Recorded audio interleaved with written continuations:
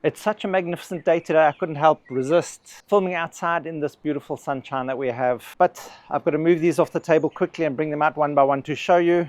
It's a results video or a progress video, whatever you want to call it. A lot of people have been asking about how those different orchids are doing that I've been doing those videos on. So today I'll just take you through some of them and show you what the progress on them is like. And today really is one of those days where you can almost taste that ice cream sundae. The sunshine is just so magnificent. So let's just move these out quickly and welcome to the Nature Company. We'll just be going through each of these orchids that I have shown in previous videos on repotting and such like, and we'll show you how they are each progressing and what alterations need to be done to their culture to ensure that they thrive. And if this is the kind of information you're interested in, please hit that subscribe button down below if you haven't already, and that notification bell to be notified of all our upcoming content so you don't miss out on a thing. Okay, just 1 second, I'll be with you. Let me just move all of these out the sun and back into the shade, and I'll move them in sections to talk about each different class. We've got Cattleyas, we've got Encyclias, we've got Coelogynes, we've got Brassias, and some Stanhopeas. I'm sure there's a lot of other things that I've done, but this video is probably going to be long enough as it is. So let's get straight down to it.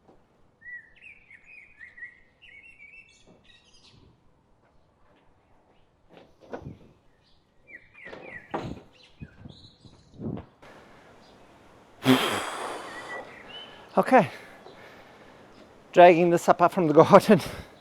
I don't know if any of you will remember this. This is from one of our early videos while we were still at the retail nursery. This one we had to remove a fig tree from that was growing.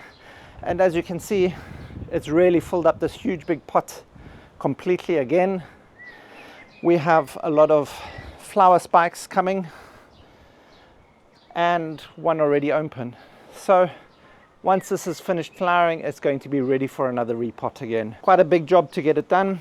This one we basically leave out in the garden and it looks after itself. So it really is one of those big hardy Cattleyas that just keeps going and going.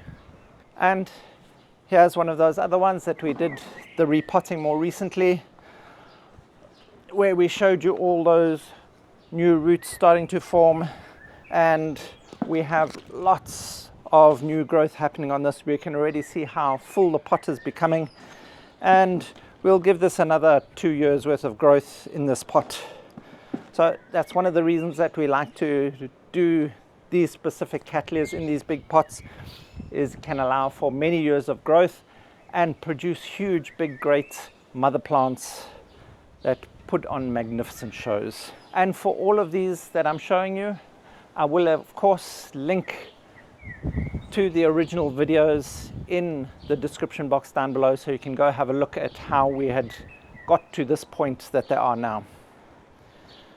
So let's get to some of these smaller ones again. And this is the Cattleya that we received from the deceased estate and repotted up. And I repotted this straight up into broken bricks and some loose stone. That's all that we had available at the time. And at the base, if you look through these holes, we can see there's polystyrene. So it's basically half filled with polystyrene and then this loose rock on top. And this has started to root really nicely. It's got one new sheath coming up there, but there's something that I need to do with this orchid now. I was hoping that all of the little islets or the auxiliary buds at the base of these pseudobulbs would push open, but they haven't. So I'm going to be feeding this with a plant food that has extra hormones in it, and that will help force these lateral buds to then burst. It will produce a fuller plant faster and just make this look more magnificent. So sometimes just the repotting and trimming back the old part of the plant isn't going to do the trick to help force all that extra new growth. Sometimes you need to give it a little nudge in the right direction. So that's what we'll be doing with that one. And here's the little experiment we had done with purely charcoal. already it's rooted into the charcoal really well. These pieces are already all stuck to it. So that's actually a really good sign. These leaves are looking nice and strong. And this looks like it's actually going to be a really successful experiment in pure charcoal. And we've got all this aeration for it. So that looks like it was actually a good idea. Here's one of the other orchids we had repotted probably about a year ago now. This is just in bark and we can see all those beautiful big buds coming. This is going to flower magnificently. Of course, you'll see it in some of the upcoming videos as part of the display behind me. So we've also got some nice new growth coming here that's popped out from some of those lateral buds from below. And this Cattleya, I'm actually not sure whether I did a video on it, but it was an experiment that I did using small river stones. So all I've done is used, I think the Americans call it grit, and it's a little bit unsuccessful in my eyes, although you have all that major root growth. But I was expecting the roots to turn in and around the edge of the pot. So perhaps the grit is too fine and is holding too much moisture that the roots are now looking to find some air. So we might have to break apart this pot completely so that we can get these nice roots out and repot it in a different media. So that's probably what needs to be done. I'm pretty sure there was probably some other Cattleyas along the way, but I can't remember. So let's leave it at those Cattleyas for the moment and move these out of the sun and move on to the Brassias maybe. And often when dealing with such large plants that are left to themselves out in the garden, you'll find little interlopers in between. And here we have just one of these little indigenous creepers that has rooted itself in, that just needs to be trimmed back and removed. But otherwise everything's looking okay. A little bit of fungus, but that's not to be unexpected, especially at this time of year for us. So a light spray of some neem should sort that out, although that's looking a little bit bad, so we might have to give this a proper full treatment. But the rest of it looks okay. So let's just have a quick look at these Brassias. This is Brassia brachiata. I did do the repot on this and a little bit of explanation on them, but here already we can see they're starting to outgrow the pot already. They're incredibly fast growers, and I should have put it into probably a slightly larger pot so that I could keep this growing for longer. But there we go. They're happy as Larry. And that really nice, good, strong root growth. I should be repotting this again now, but I'm not. I'm going to leave it until next year. So yes, that's the Brassia brachiata. And this is the Bretonia Royal Robe, the one I've just done relatively recently, and here we can already see all the flower spikes coming. You may notice that the leaves are a lot yellower than what they originally were. That's because I've moved it into a much higher light conditions. So it's not only just the repot that's causing the stress in it. I put it in a lot higher light conditions. It's getting some full sun during the morning, and previously I was getting shade all day long. So that's what's actually causing more of this yellowing than actually the repot itself. During the repot you may lose some of the leaf volume as they die back, but generally you don't get this sort of yellowing as much. You can do, but then you have to look whether you're now getting nutrient deficiencies in your plant. So if you haven't moved it into those high light conditions like I did with this, that's causing this yellowing, then check your nutrient deficiencies. Make sure you're feeding properly. Here again we can also see all the good root growth on it, and it's even rooting outside the pot already. Well, there we go. We're going to leave this in this pot because it's one of these air pots. Those roots can grow out and then grow back in again, and this will produce that huge big mother plant that we had originally, and that's the one that I divided into 3 different sections. And let's see how this one goes. Already we can see at this point, and it's been such a short period after the division, that it's now flowering already. And now let's get back to that Stanhopea that we had done just a month or 2 ago. Already we can see all those new fresh sprouts shooting out of them. Even those back bulbs, those small pieces, we can see all that amazing new growth coming out of them. I told you they grow fast. They really do. They are very vigorous growers in their growing season. And here's the big piece, also growing well. We've put some organic fertilizer in on the top here. It's a pelletized fertilizer that breaks down into this like fibrous stuff and slow release, feeding it up. For some reason, the bigger plant is actually not pushing up as many shoots as quickly as what these other 2 smaller plants are. But we know this is going to survive well. There's still some good new growth coming and a really strong growth coming out here. So this is also happy as Larry. So nothing more really needs to be done extra to these. They're quite happy where they are. I'm happy with the progress that they are undergoing. So nothing left to do with these but hang them back up where they were. The Encyclia belizensis. We can see this one, perhaps it's getting a little bit too much air, although this new growth is looking quite healthy and strong.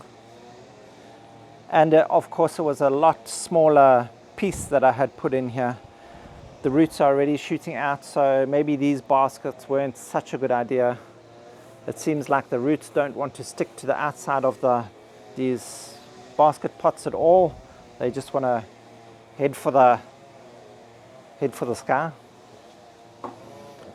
So, and then this other one that I did purely in this lacquer.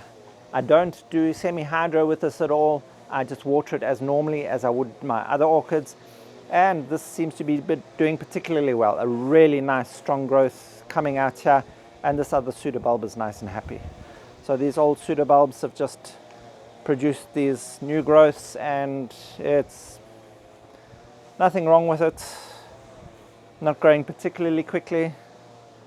So perhaps a little bit extra food is needed for this one, or more regular low concentration feeding.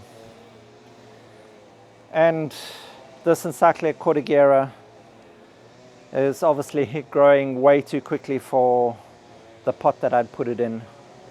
It's already blasting out of its pot. So maybe it's a good time to repot this. Maybe I can do something again, just potting it straight up into some lacquer like that in a larger pot and allow that to flourish. Can't wait to get my flowers again. I love them. So, yeah, I guess that's it for them.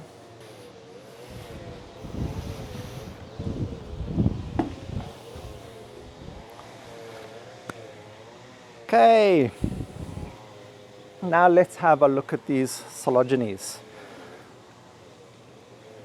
Dendrocarpum is now called Coelogyne, so I'll do this with the other Coelogyne. This is the Coelogyne Diana that we had recently done. It's filled up really beautifully. All that nice leaf volume. It's got some really nice strong new pseudobulbs that have grown up in between, and it's looking like it has never been replanted, and it looks like we're going to get a bumper flowering season out of it coming up next week. Next week? Next flowering season. So it's loving that media that I used for that. And now with this Dendrocarpum, now Coelogyne, we can see it's all starting to flower already, even though it's just really recently been repotted. So it's loving this media. It's got all sorts of new growth coming out from the bottom still. So perhaps we can still get some more flowers if we're lucky. But we do notice a lot of old yellowing leaves. But this is not necessarily from the repotting. These will lose a lot of the older leaves when the new leaves come up. So don't be too worried if you start seeing a dramatic change in some of those older leaves when you see all this new growth coming up, because they do tend to lose some of them and make space for those new leaves to grow. I generally leave them on as long as possible to ensure that they're getting maximum photosynthesis out of them until they're no longer viable. It's just to help keep the plant strong. But some people like to keep the plant neat and will go in and trim all of those older leaves off. So if you are having a problem with fungal attacks, it would be a good idea to go in and take all those older leaves off to allow for air movement through the plant so that the new leaves aren't going to be as affected. And if you're thinking, yay, what a good orchid parent. No, I'm not. Here's the rest of the plant, still in a bucket, sitting here without any media on, in a juicy mess at the bottom. And look, even with all of that, it still wants to give me flowers. There's actually a lot less old leaf drop happening, although some of them just came off faster. So, good orchid parent? Maybe not. So, I've still got to get down to do that.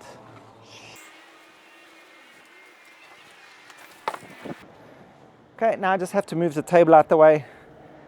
And I should have done it earlier, but the flowers are done already. But we've been asked several times about the progress report on the surgical intervention of this specific Vanda. So I'll just show you the two plants and how they're getting on. Whoopsie. Here is the original mother plant. It's grown a fair amount, not terribly much.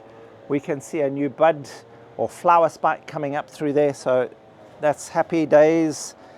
We can see where all the original cut was made. It's rooting in nicely to the pot for a change, but it does have some nice strong outer root growth. So we're going to get some flowers off of this, and I don't think this other one's going to work on the table, so let me move the table out the way.